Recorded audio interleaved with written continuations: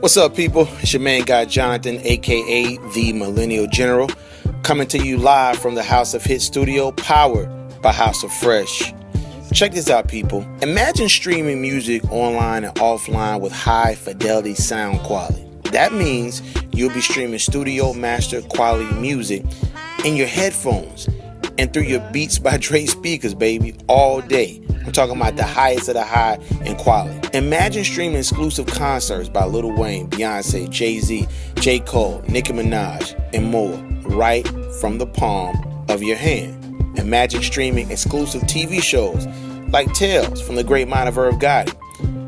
Movies exclusively produced by Jay-Z, Alicia Keys, DJ Mustard, Yo Gotti, Beyonce, and more.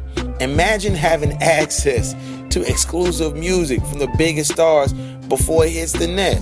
Remember All the Way Up? That was on Tidal first by Remy Ma and Fat Joe. Then it went everywhere, but it was on Tidal first. People, listen to me closely in my Jay-Z voice. You don't have to imagine anymore. The dream is now a reality. Tidal music streaming service offers matchless features and benefits for all users. Most importantly, especially for the millennials, and it's super easy to use. Tidal has human curated playlists created by some of the biggest stars in the game. Imagine streaming a playlist created by K. Michelle or J. Cole. Crazy. Tidal also has a super dope feature in Tidal Rising. Tidal Rising showcases independent artists from all over the world and their great talents. So Tidal's also giving back to the indie nation. Tidal speaks for itself. Go to www.tidal.com. That's www.tidal.com and join the revolution right now. Okay, back to our scheduled programming, people. Let's get it.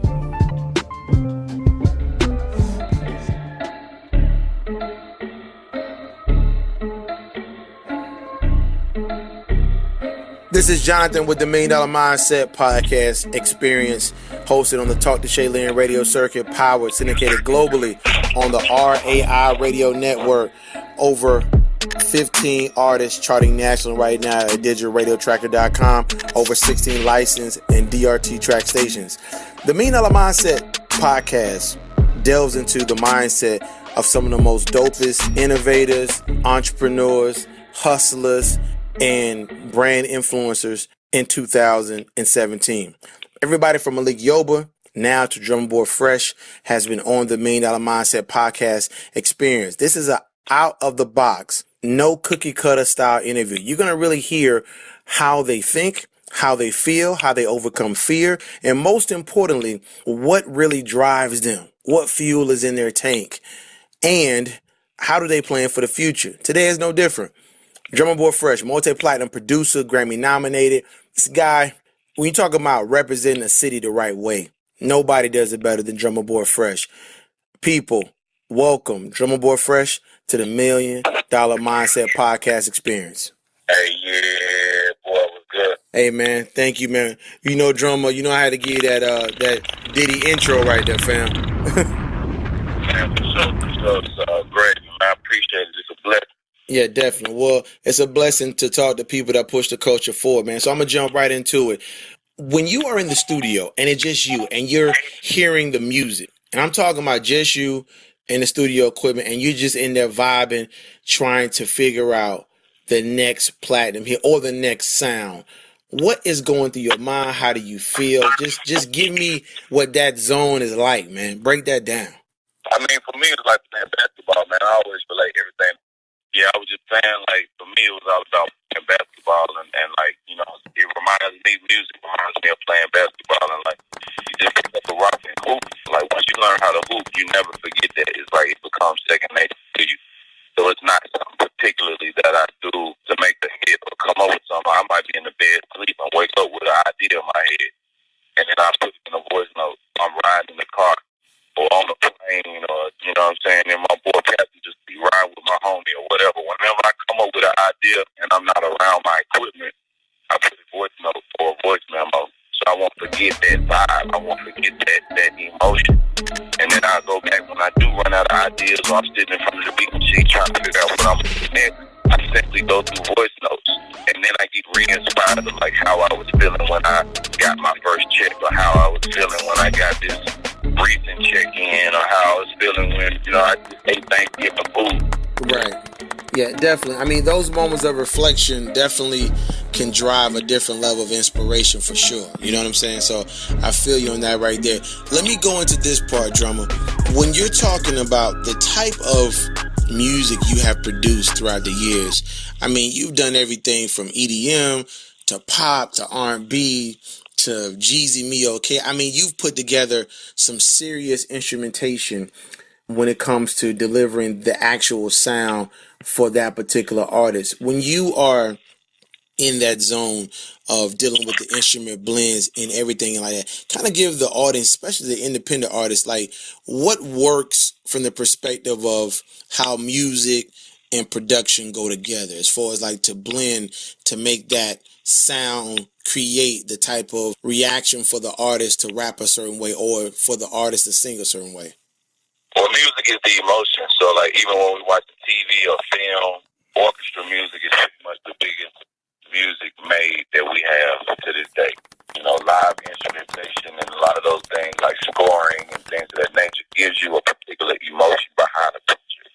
So, even if you're looking at a dialogue of a conversation, the music behind that dialogue could depict or determine the emotion presented to the audience. So if we're sitting here talking and we're talking about basketball, but we got some dark, dramatic strings playing in the background, it might make you think we're about to talk about somebody's injury coming up or something bad about to happen, like somebody got injured. Damn, it's unfortunate how heroes keep getting injured, da-da-da-da. Right. And then you hear the dramatic strings in the background.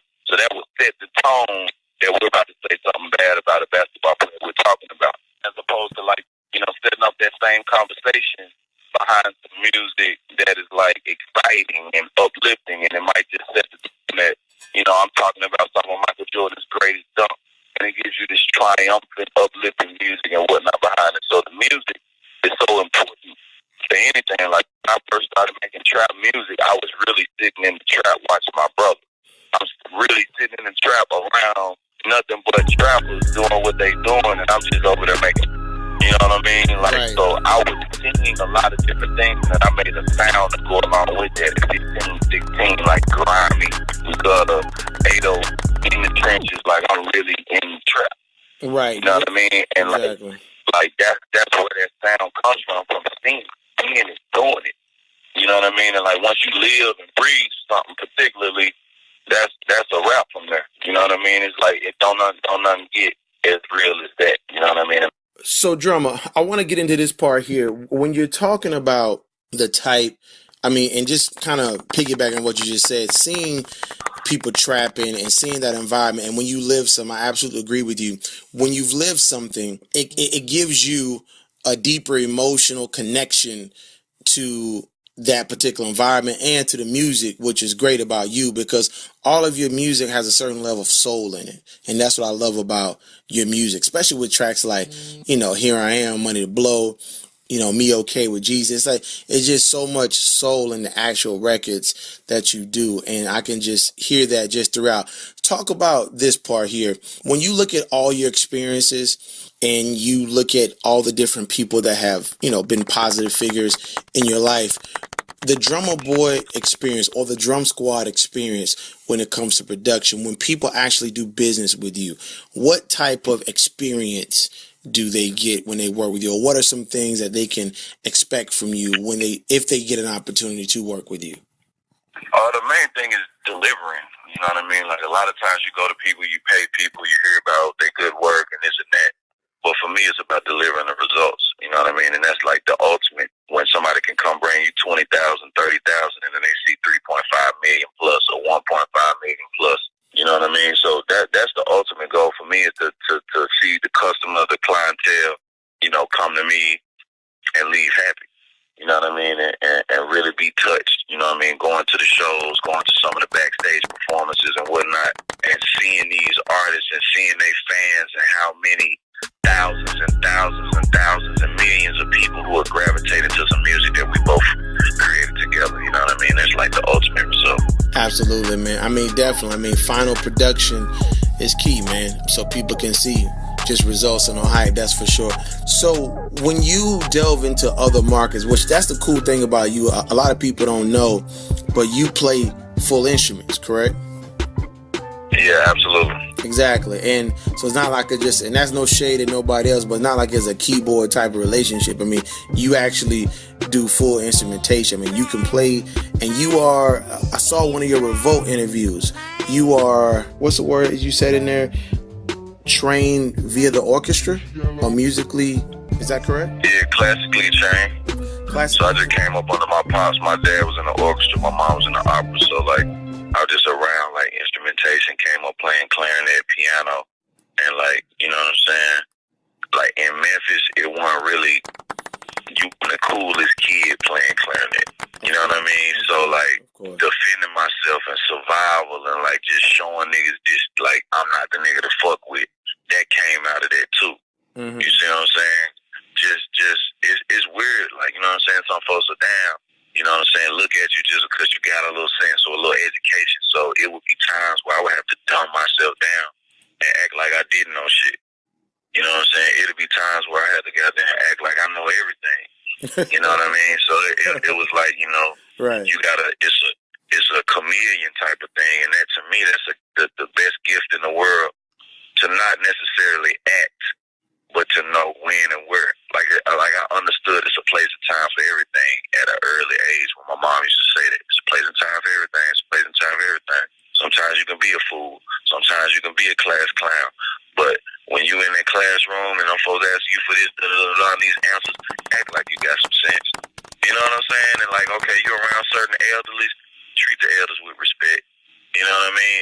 And like that, I think that's like the best thing that happened to me coming up, understanding, you know, what made Michael Jackson so consistent. What allowed him to be in the game so long. Isaac Hayes, same thing, you know, and I was around these people, you know, was able to come up around Stax Records and meet Willie Mitchell and Gladys Knight and so many of the greats. And just seeing how humble they were, how happy they was to see my mama when they come to my mama's house. Billy Gale, how you doing, baby? Hey, you need us to bring anything? This Gladys Knight talking about you need her to bring anything. Macaroni, yams, we got whatever you need. And it's like, damn, okay, you never can be too big. You never can be too great to, you know, interact with your people. Especially people who you respect. And that's why you got to hang around peers and hang around even the janitor. Even those who you look down upon, you should be looking as an equal. Like the janitor probably got more knowledge than you. The junkie could tell you something to keep you from being a junkie. You know what I mean? So I always acknowledge everybody's mindset. And, you know what I'm saying, I always enjoy talking to people and conversating with people, especially elder people, you know what I mean? And that's where I got so much knowledge and wisdom from, and being able to elevate on the platform that I've been able to elevate on, and as well as maintaining the relationships and being humble. You know what I'm saying? Like, I know cats who could go platinum once or twice, they won't even call you back. Or you know what I'm saying? You caught up in this bubble that you the shit, and you did it all by yourself. And nobody helped you get to where you at. None of them beats that I gave you helped you get to where you at. You know what I'm saying? And then cats might not say thank you, or I'm working on an album, I ask you for a verse, you take a year or two to give me a verse, if you even give me the verse. Right. We're like, damn, I can help you get on, but you can't help me do what I'm trying to do. You know what I'm saying? So when the tables turn, you really see who's who. And unfortunately, it's real simple for me to just cut you off. Oh, okay, cool, bet. Because I know I'm going to be more consistent than you. You might have made 10, 15, 20 million in 2-3 years. Great. Hey, bro, make it last forever, bro. You know what I'm saying? But when I reach 100 million or 150 million, now these guys need me to invest in something they got going on, or the tables turned again. You know what I mean? And it's like, shit, for what? Oh, you ask me for something, man, I'll give you the no call. You know what I'm saying? Right, definitely. So you got to be real careful who you shit on and who you think, you know what I'm saying? Oh, man, I'm on now. I don't need them no more. All right, bet. We coming. What's up, people? It's your main guy, Jonathan, a.k.a. the Millennial General, coming to you live from the House of Hits, powered by House of Fresh in Atlanta. Shout out to Drumma Boy Fresh. People, the world knows that Ciroc is the #1 vodka, period. That's a closed case. The original Blue Dot, Red Berry, Coconut, Apple, Pineapple, Amaretto, Peach, and Mango Fused flavor vodka has been dominating the game for over 5 years strong, and there is no competition. But you know your boy Diddy continues to raise the bar in the world of spirits. Check this out. The French vanilla flavor Ciroc has the game in a chokehold, people. This flavor vodka makes a believer out of every vodka and non-vodka drinker everywhere. You can't help but sign off on this. For real. The rich velvety taste of vanilla cream combines with hints of vanilla bean, resulting in a taste experience that is so smooth, so elegant. I'm trying to tell you people, it puts you in that zone. It's not too sweet, and it's a perfect blend of vanilla, vodka, and sexy all in the one. Ciroc French Vanilla can be enjoyed year-round on rocks or, with such things as ginger ale or iced coffee. The cool factor of French Vanilla Ciroc is that no matter what you chase it with, you won't be disappointed. That's what I'm talking about. A one of one. You can purchase the Ciroc Diddy Signature French Vanilla Limited Edition online right now at reservebar.com. That's www.reservebar.com. That's reservebar.com. Get that signature Ciroc Diddy French Vanilla Limited Edition signed by him, delivered right to your door at reservebar.com. It's your boy Jonathan, aka the Millennial General, for the $1 Million Mindset Podcast. Back to our scheduled programming. Let's get it, people. Definitely. And I think that's the part. The greatest thing about being great is being humble, because humble greatness, that's a hashtag that my boy King James Worthy used, but I believe in that because that's what you represent, because everything about you represents professionalism, gentleman, humility. Those are qualities of your character. And that's the thing, because even though you sold millions of records with your production behind it, you would never know.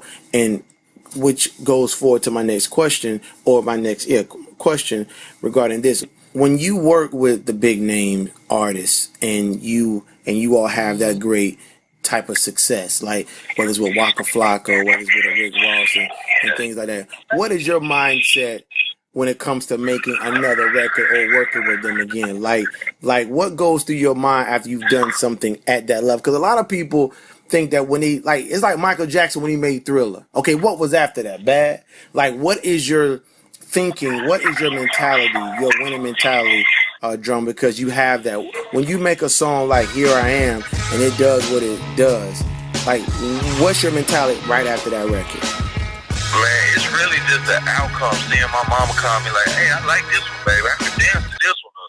You know what I'm saying? Just hearing that, like, because I make so much trap music, and you know what I'm saying, my mom, my dad, they don't really have no music to listen to. So I was like, man, let me put Rick Ross up on a whole different flavor. Like, that's what I'm saying. Like, it's like, bro, like, we got the trap, we got this, let's do something completely different. And I played him some live band, live music. He sent it to Avery Storm. Avery Storm sent it back with the hook. Like, classic moments, you know what I mean? And that's why I appreciate guys like Rick Ross just allowing me to put them on that. You know what I'm saying? That was his 4th single on the album, and you saw the album sales go up. That was a big record, though. That was the, to me personally, and next to Diced Pineapples, to me, Here I Am is still his biggest record for women. Just a crossover record, period. Like, Right. 50 Cent had Candy Shop, but 50 Cent's a dark rapper, but he did Candy Shop. That went, I don't know how many times platinum, but to me, that was his Candy Shop. That was his LL Cool J, I Need Love. Here I am. Da, da, da. I mean, when they put it on in the club right now, it's a festive joy. It's like you proud to have whatever woman you talking to, you proud of her. You want her. You want everybody to know that's your lady. That's the vibe I got from the record. And that's why the record to me meant so much. And then when I found out it was you that was behind it with other great people, I'm like, that's a whole nother sound, because you would never expect that. That's like Biggie talking about Big Papa. You know what I'm saying? It's like you wouldn't really expect him to rap about being handsome and sexy, but he did, and he made it sound cool, and that was a good thing. So I respect that about that part. I want to go into this, Drummer. I mean, you're invested in so many different markets of business: clothing, wine and spirits, technology, with your apps, with your emojis. You have the production companies, production warehouse. I mean, your international brand as well. You do a lot of overseas sales and everything like that.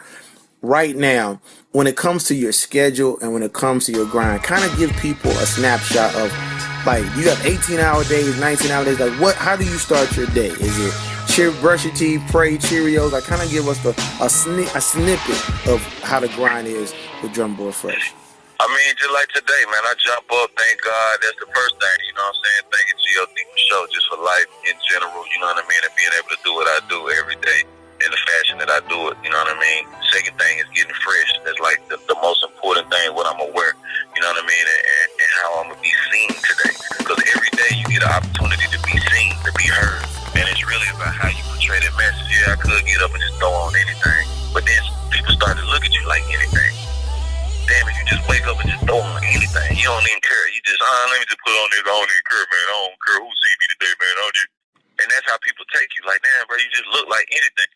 And then your day starts to be like anything. There's no structure to it. There's no like, you know what I'm saying? It's no schedule. You know what I mean? And for me, I always look at my phone, look at my text, and go through, prioritize. Okay, I got a Renegade Revolt interview. Let me go ahead and make sure, you know what I'm saying, these things are in line. Let me pack my bags, get all my stuff ready for my car, and pull up to the store, and I'm going to just sit in the car and do my interview. As soon as I hop out the car, I'm finna do my sales, do my register, make sure I got no 1s, 5s, 10s, 20s in the register, go across the street to the Bank of America, make sure my sniper's on the building, make sure my security tight around that thing, you know what I'm saying? And bam, like that, then we go to the studio. Bam, we finna knock that out. All right, bet every day I'm making 10, 15, maybe 20 beats a day. I got 30 beats that I ain't even mixed yet, so I'm gonna try to knock at least 10 of those out today.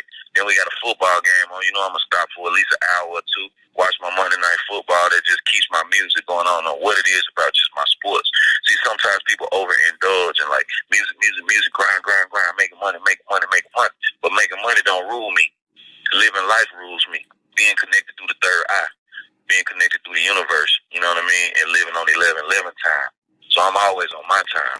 I'm always on God's time. I'm always on the right schedule. You see what I'm saying? And then I keep everything aligned in that form, in that fashion. House of Fresh, House of Hits, Drumma Boy Fresh, top 3. You know what I mean? Learn how to prioritize what's going on in your life. Family, checking on pops, checking on moms, auntie, uncle, cousins. You know what I mean? Whoever you got in your life, the special ones. You know what I mean? And touching everything that's important every day. Everything that's important to you, you got to touch every day. Or else you're not being true to yourself. It's real talk, man. And that's the $1 Million people. This is Drumma Boy Fresh on the $1 Million Mindset Podcast Experience, hosted on the Talk to Shayland radio circuit, power syndicated globally on the REI radio network. What you just heard, you won't probably hear on any other interview. This is what we're talking about. He just gave you a 48-second backdrop to real life. Work-life balance, as they say in corporate America. Touch everything that's important to you. You know, thank God every day or whatever you believe in. Just give praise to it, whatever. But this, you see the order of importance. That's what real successful people do. That's why this guy has a $1 million mindset. Appreciate that insight, Drumma. That's for real right there. Already. So I wanna dovetail into the last couple of parts of it. If you're in a room full of people, let's just say, you know, like say in a room in Silicon Valley, and you got these guys that, listen, Drumma, we love what you're doing. We some of the biggest investors in the game in here. Mark Cuban, everybody, all number of billionaires. We want to invest into the Drumma Boy brand itself. Like, we want to do something with you. What's the main thing? What's the competitive advantage, as they say in college when you go to college? What's the one true competitive advantage of working or investing into a Drumma Boy brand? Well, I mean, the first thing for me has got to be a brand that I actually believe in. I believe in the product. I want to do business with them. So Drumma Boy is not a brand that can be bought. It's not a pay-to-play type of situation. It definitely has to be organic. It has to be real. And it has to be, you know, something that I can touch and believe in. Definitely. So And I totally respect that. And the direction of my question was, when you do decide to work with somebody, when it comes to just that overall, that competitive advantage, like, some people say, man, I finally got that Dr. Dre beat, or I got that Timbaland beat. Everybody has a different level of boom. I know you have your own signature mojo sauce when people work with you, whether it be like, to take your House of Fresh, you have different companies in there that actually, that you promote and sell products because it fits the demographic or the aura or the style, the swag of what you want. When people actually work with you, like, the great thing about working with Drumma is what in most cases? I mean, the great thing with working with me is I allow people to be themselves. So one thing I noticed, a lot of artists are like, man, thank God you're not making me do it like this, or you're not making me do it like this, or you want me to sound exactly like the reference sounds to whoever wrote the record. Like, I can be free and add my sauce to it or put my specialties on it. And, that's the thing. You have to give artists their freedom. You have to at least allow them to be themselves. Still coach, still polish, and we still guide. But at the end of the day, it has to be welcomed in a sense. And at the end of the day, a producer is a work for hire. Like, I work for you. You're hiring me to produce you. So I have an expertise. And most people who come to me listen to me. That's why you coming to me. You wouldn't respect me or believe in me or pay me, if you didn't, want those services. So you have to allow me to do what I do and be me. And I have to allow you to do what you do. And the best chemistry is those best relationships. For instance, Phil Jackson and Kobe Bryant, Phil Jackson and Michael Jordan. Right. It's only a few connections that really hit it off like that. For me, it was Drumma Boy Gucci, Drumma Boy Jeezy, Drumma Boy Gotti, Drumma Boy Ross, Drumma Boy Rocco, Drumma Boy Migos, Drumma Boy August Alsina. For me, it doesn't matter who you are. It's about the chemistry and allow me to do what I do and you do what you do. And as long as you allow that process, regardless who I am or who you are, we're going to make money. I like that. I want to delve into your entrepreneurial. I want to delve into your business ventures and your whole entrepreneurial swag. We got Fresh Family, and just so you know, I never told you this. I've always loved the way you spell the word family. I thought that was so unique. How you took a basic, famous word and then you put that P on that. So I always have respect for that. But I want to talk about your business ventures. Can you can you reveal some of the business operations that you have that people may not know? Can you just talk about different departments of your empire? Oh, yeah. I mean, Fresh Family being my clothing line, I started the clothing line just because I was getting so much free clothes from other brands. Long story short, I've been a brand ambassador for LRG, for Crooks and Castles, for Young and Reckless. I've done stuff with Parrish. Did a lot of stuff with Tony Shelman, who's he's been everywhere in the clothing industry. I mean, came up around a lot of different clothing guys. I did some stuff with Public Trust. And I was like, man, like, I'm doing so much stuff for these different brands and I'm just getting free clothes. Like, I felt like I'm bigger than just a clothing rack. I'm bigger than just wearing free clothes every day. Like, let me approach one of these guys with, like, my own ideas, my own brand, and see if I can use some of their manufacturers, some of the relationships to get my own thing going. Bam. So the next phone call I got for a photo shoot, the opportunity to be a brand ambassador, I stepped to the guy. Long story short, was like, hey, man, I want to do my own line as well, so I'll help you if you help me. It worked. He put me in touch with some manufacturers. Eventually, I started doing my own line, learning the business, attending the trade shows, going over marketing PowerPoints, going over points of sale, and things of that nature. With just how to run a successful clothing line. And through that process, I met a lot of resourcing. I met a lot of manufacturers, and met a lot of different embroidery companies and things of that nature. So I was like, man, why not just let me do y'all a favor as well and sell y'all clothes too. So not only wear them, like I have on the Hudson outfit now. I wore some Hustle Gang yesterday, did a photo shoot. I did PRP photo shoot the other day. Every day I'm shooting in a different brand. So it's not just about my brand, but let me be that model and help you guys out selling your clothes as well. And start a clothing store, House of Fresh. So now we sell Adidas, Fila, Champion, Bebop, you name it, Hudson, PRPS, Ballman jeans, whatever's hot, whatever you like, we have it. You know what I mean? As well as Fresh Family. So it's a full circle of fashion, as well as a one-stop shop for the top-end celebrities in this studio district. You know, my House of Fresh is in Midtown, and we call it Midtown Atlanta's one-stop shop because there's never been anything in this area other than a Walmart, a Target, TJ Maxx. You know, it's nowhere to shop. Like, you got to go to Buckhead to shop or downtown Atlanta. And it's millions and millions of people in this Midtown area, and they just built a hospital right here as well as a Top Golf. So Howard Mill, the exit that our store is off of, is like one of the most exited exits in Atlanta. So it just made sense. I saw an empty house across the street from the Bank of America and was like, man, I could make that into a House of Fresh. Nothing but the top fashion. And here we are today. Follow us on Instagram at House of Fresh ATL. Follow the clothing line at Fresh Family. Family spelled with a PH. Yeah. Drumma, give it to him one more time. Fresh Family, the Instagram for Fresh Family. Fresh Family, family spelled with a PH. And the Instagram for the clothing store, Midtown's one-stop shop right here in Atlanta. House of Fresh ATL.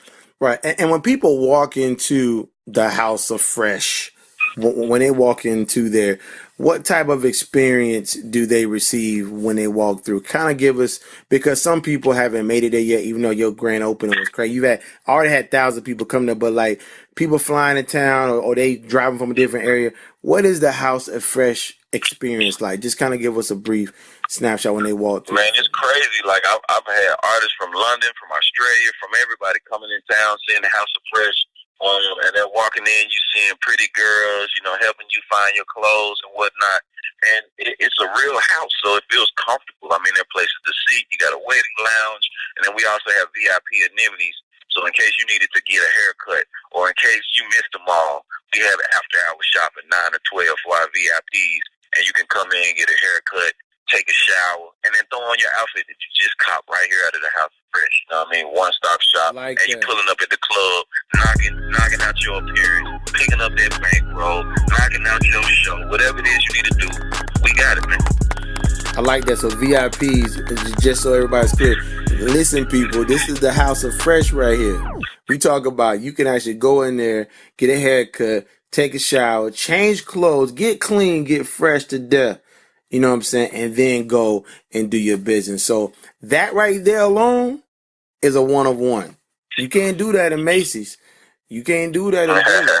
You can't do that in Dr. J's. And that's no shade at nobody. But the thing I like about House of Fresh is the fact that you have created, once again, a different lane. I always tell people, they're like, well, what make your company different from other companies? I always tell them, REI Radio, we just have our own lane. Well, how we do music, how we curate music, how we work with artists, social media. That's how I look at House of Fresh. It's like, I'm thinking really, I'm going to get fresh and not just clothes, showering, probably got some wine up in there or probably got your bottle or whatever. Just a whole. Absolutely. So, and the haircut thing is bananas. And the next thing going to be a massage. But you know what I'm saying? Yeah. But that haircut thing is tattoos, all that. Yeah, tattoos, all that. So Drumma, you know, we're talking about that part of it. Talk a little bit about, because I mean, people still forget, like Drum Squad DJs is huge. I mean, definitely, like, shout out to DJ Lomax, the whole team. Definitely shout out to Kane. But talk about Drum Squad DJs and what role they play in the music community for mainstream and independent. Because you know, ain't nothing but love over here for Drum Squad DJs. Go ahead, talk about that a little bit. Absolutely. Drum Squad DJs, I started Drum Squad DJs strictly just to, like, be able to give back to the community. Like, so many DJs helped me get on and help me be played and be heard, even as a producer, as well as an artist. And, you know, I was like, man, I need my own team of DJs, so if it's stuff that I believe in, I can just pump it through them. You know what I mean? And we started off in, like, 3 states. Now we in, like, 4 states. Just the fact that you get played in Memphis off the rip, you get in Tennessee, Arkansas, Mississippi. That's 3 states off the rip. Tri-state region is our region in Memphis. So that's what made us so popular and so important for guys to come through, you know, our region and get on in our region. I remember seeing Tip come and promote his first project, I'm Serious, and he was opening up a 365. I remember Rick Ross. Every big artists in the game had to come through Memphis at one point and touch that market. Period. You know what I mean? And I was like, man, let me start DJs to actually start pumping music that I believe in. So I would shoot them an email like, yo, check this music out, da da da da. They the next thing. You know what I'm saying? The kid named Rocco did this new music I did, bam. And then I'ma Do Me was broken in Memphis. Same thing with any other music I did with Jeezy or anything I ever did, I would always pump it to my DJs. You know what I'm saying? Even other music that I didn't produce or just I happen to like, or man, it's this new kid named, what's my boy name? Damn, J. Cole. I remember hearing J. Cole music for the first time, like, I sent it to my DJs. This nigga gonna be the shit. And bam, next thing you know, that's all you hearing. You know what I'm saying? Kendrick Lamar, you know what I mean? Like, whatever it is. And you know, I was thankful for that. Now we've expanded to almost 32 states. I think we're in 31 states now. Mm-hmm. You know what I'm saying? Over 45 elite top DJs on Drum Squad. So it's just a blessing, man, to you know, have that vision to be able to do it, but not only the vision, to have the resources and the drive to execute it. You know what I'm saying? And shout out to DJ Lomax holding me down, running everything. And you know, I just support it. I'm just the backbone and get the guys what they need. Definitely. And I know Drum Squad DJs have been instrumental in working with independent artists. I know that firsthand because, you know, we have a lot of independent artists that have had great experience with Drum Squad DJs, and especially, you know, like jumping on those conference calls with Lomax and the whole team. So I just want to give you a salute with that, man. And I appreciate the footprints you guys leaving out there in the street. Two more questions for you. I want to talk about this. The biggest fear obstacle in your life pertaining around the music. Kind of give me a little intel on that. Like what was a moment that you felt like was a mountain in front of you that you had to climb along this journey? I mean, I know you've had probably a few, we all have, but just give me one thing that sticks out in your mind, where a moment where you had to sink or swim or climb that Mount Everest in your life. Kind of give me a little bit of insight on that, John. The biggest mountain for me, I would say, is like having people respect what you say. You know what I mean? So, okay, throughout the high school years, yeah, man, I'm working with Gangsta Boo, man, I'm working with NOG, I'm working with Project Pen, I'm working with 36 Mafia, man, I'm telling you, I'm going to be this producer, man, I'm going to be Drum Boy, man, da-da-da, I'm telling y'all, man, da-da-da-da. You know what I'm saying? High school, man, whatever, man, stick to the basketball, man. You know, I was a varsity basketball player, D1, D2 scholarships, everybody telling me to take the scholarships, woo-woo. Nobody knew that I was Drumma Boy. I had records with Tila, Double Doses, 16. I got the Yo Gotti going on. I did the, you know, different songs on Life album. Inevitable Entertainment came up with Yo Gotti from way back when. So if you look up his last label, Inevitable Entertainment, I'm on his first album, Life. I'm on Double Dose. Tila's one of his last albums. Did 3 songs on there. So this shows you, like, you know, how early of an age I was making beats. I was a kid. You know what I'm saying? And I go from that to, like, you know, making beats and whatnot. And some people believe in me, some people not, whatever. And then taking that to the college world. And then, oh, damn, okay, this nigga serious. Damn, okay, he turned down all his scholarships and he really focusing on this music shit, but he's still in school, though. Damn, he passing out CDs on the campus. Damn, selling CDs. Damn, oh, damn, he making $1,500, $2,000 a week with that shit. Damn, I need to be like you, John, what? Damn, I need to be like you, John. Man, I'm finna smash. Next thing you know, people see me get kicked out of school for unattendance. You know what I'm saying? I'm not even going. I'm in Atlanta doing standing ovation with Jeezy. I'm doing White Girl with Jeezy and this and that. I'm trying to get my name as big as I can before my daddy can find out who I am. Oh, you Drumma Boy. Oh, but since you a big bad wolf and all that, you want to get kicked out of school? Then show me $100,000 in your bank account. I don't want to see no cash money, son. I want to see a real bank account. I want to see a debit card, a credit card. Show me that in a year, or I'm going to beat your ass and I'm putting you back in school. 100,000. This the bet with my dad once he found out I'm kicked out of school. All right, Pop. All right. You know what I'm saying? Even my dad didn't believe I was going to be what I am. You know what I'm saying? So everybody against me, all my friends and shit, like, man, nigga, you ain't going to. My dad, like, nigga, you ain't going to be, man, get the fuck out of here, nigga. Standing ovation hit. It's my first platinum plaque. What y'all was saying? Here go 150 in my bank account. What you was saying, Pop? There you go. What you was saying? So I love shutting people up. I'm the king of that. You know what I'm saying? If you say I can't do something, tell me I can't do something right now. I want you to. Because then it's going to just solidify me doing it. So I love the haters. Like, to me, haters solidify everything in my life. Tell me I ain't gonna have no Cadillac Escalade. Nigga, I got that motherfucker. Tell me I ain't gonna have them Jordan signed by Jordan. What you was saying now? Oh, tell me I ain't gonna have that Rolex. Tell me I ain't gonna have a pool with a big $40 million house, goddamn it, and everything I want in it. Tell me I'm not gonna have that. Please. Tell me I'm not gonna have no good life. And I'm gonna have the greatest. You know what I mean? So I'm like your proof for can't. I'm your proof for never. I'm your proof for won't. All of the bad words that they tell you not to use, I'm your proof for that shit. How can you not use me as a blueprint? How can you not use Jay-Z as a blueprint? Russell Simmons as a blueprint? Dr. J as a blueprint? Jimmy Iovine? This shit been done time and time again. The problem is you want to do it like them as opposed to doing it like you. Use them for the motivation to inspire you to deliver you.